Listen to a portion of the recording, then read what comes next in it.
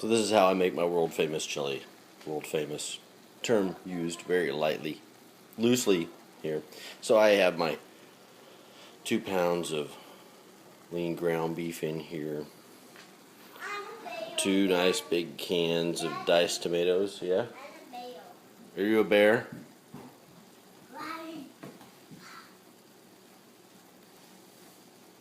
Oh, you're hibernating because it's wintertime.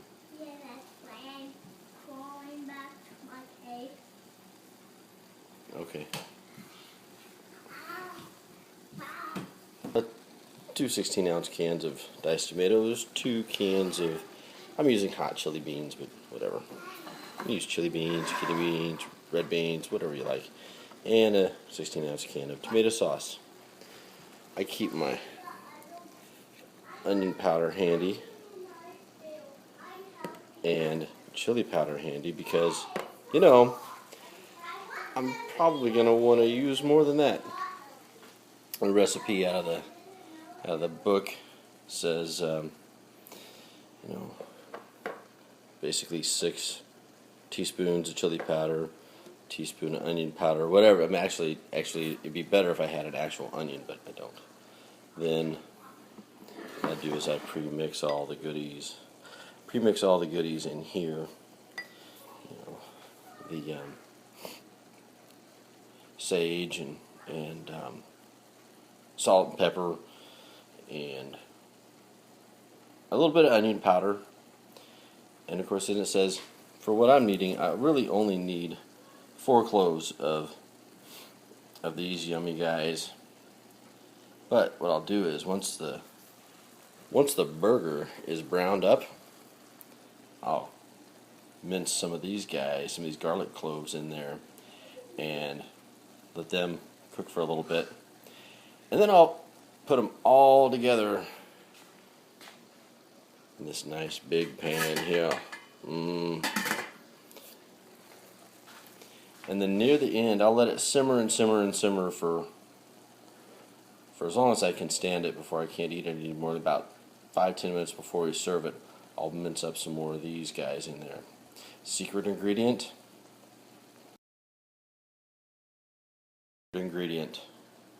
Sweet Baby Ray's, the original, not the honey or sweet or anything like that.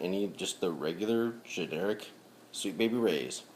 I recommend maybe a cup per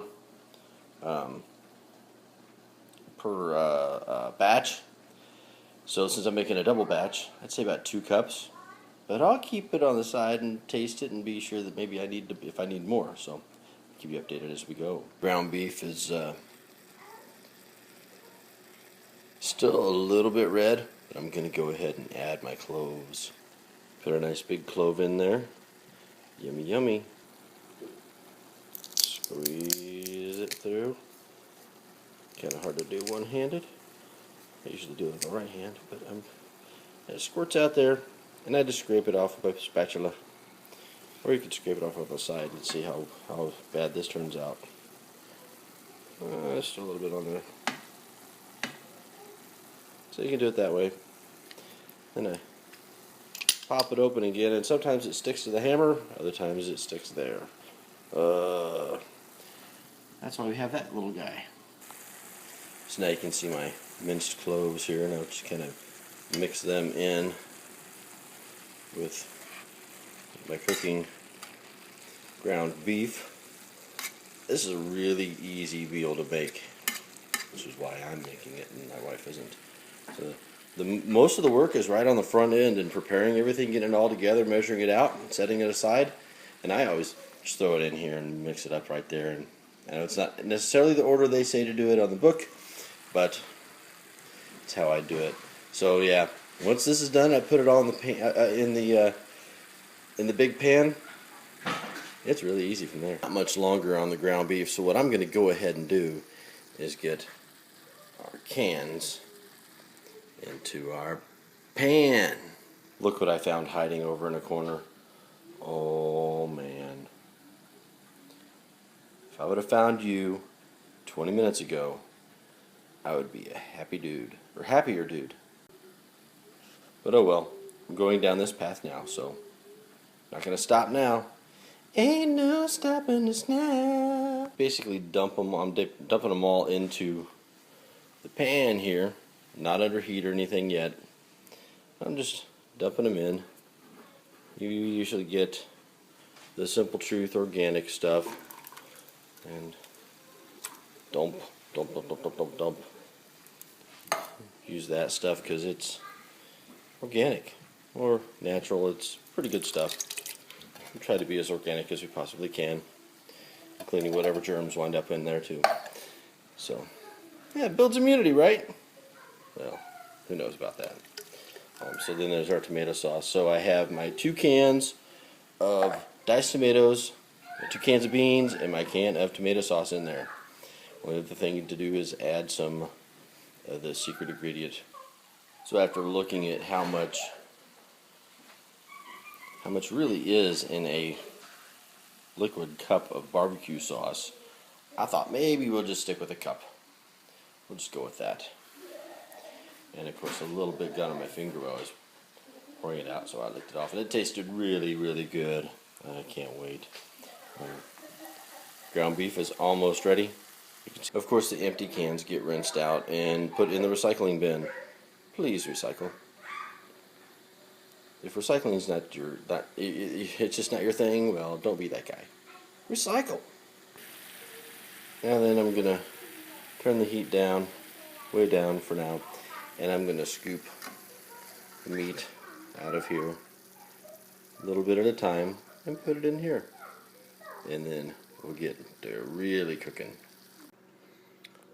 So now that I've dumped it all in there, I start mixing it up. Oh, turn that heat back up to about medium, about 4 or 5, whatever feels good. That's a big part of cooking, I think, is just not precise measurements. Whatever feels right, whatever it tastes right. It's really where it's at. So now then,